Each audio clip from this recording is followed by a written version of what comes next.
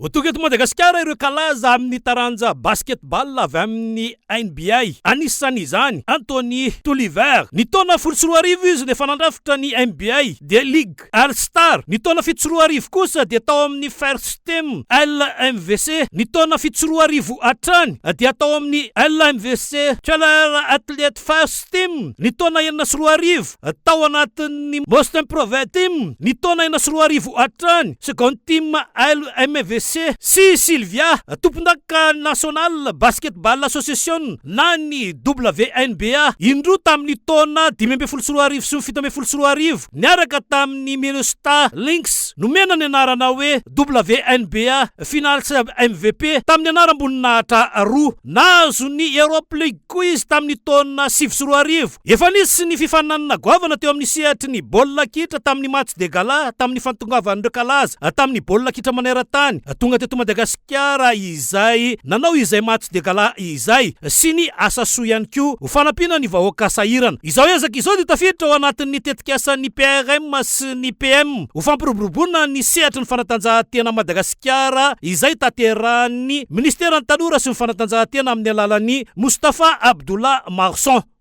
Misy star ny NBA anankiroa ho tonga eto Madagasikara. Dia i Sylvia Shakira Folleusa sy Anthony Toliver.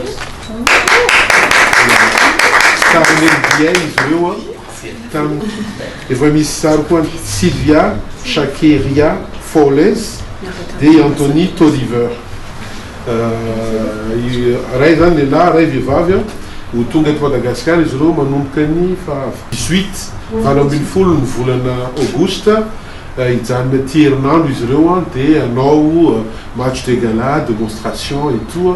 Dia manantena anareo ty basket rehetrarehetra sy mpanao basket sy mpanaraka basket mba ho tonga hanontroka amin'izany.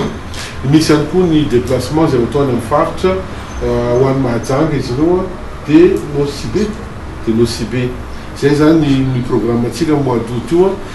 Izy zany natao satria tamin'ny vao nandray nitoerana zany maministra ana dia nanao ny match de gala en foot iny dia nitondra andireny star de foot Coupe du Monde 98 reny nanao match de gala tao Barea. Dia zany tena maninona foot ihany natao, manana star koa ny NBA.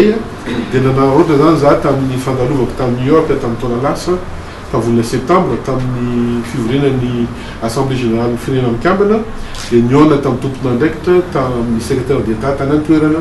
Dia nolazaiko aminy hitahitako hoe madame secrétaire d'État mba tiako andefasanareo star ny NBA Madagasikara mba ampriska mba hanome nofinofy andreo mpakafy basketball any Madagasikara satria io basket io any aminay dia tena tian'olona ary anisan'ny sport hoe mahasarika olona maro. Efa manakaikaiky amin'ny foot izy amin'izao. Dia nekeny fitondrana amerikanina moa zany isoraka eto manokana ny ambassadorny amerikanina eto Antananarivo eto Madagasikara satria izy no mpanelanelana tamin'io fangatahako io. Izy no nahafahako koa niona mivantana tamin'ireo tompon'andraikitra ny administration Biden tamin'izany.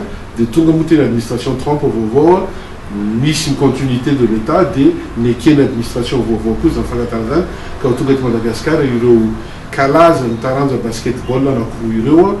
Dia enganeka ho etanteur efa taferinareo amin'izany amin'izay antsika hanao fety be ao palais de sport mba hanao match de gala, démonstration, hanao équipe mixte atsika. Misy équipe avy gouvernement koa, misy ministre gouvernement manao basket vavy sy lahy dia hiaraka hanao match eo atsika ao palais de sport. Dia anaovantsika événement ngeza be zany amin'ny fahatongavandreo sady efa vita koa moa amin'izay sadeka. Satria sadeka tapitra amin'ny 17 tafita amin'ny volovolo Aogosta dia à partir le 20 eo 21 mitady daty atsika dia anaovantsika an'izay match de gala en basket goavana zay.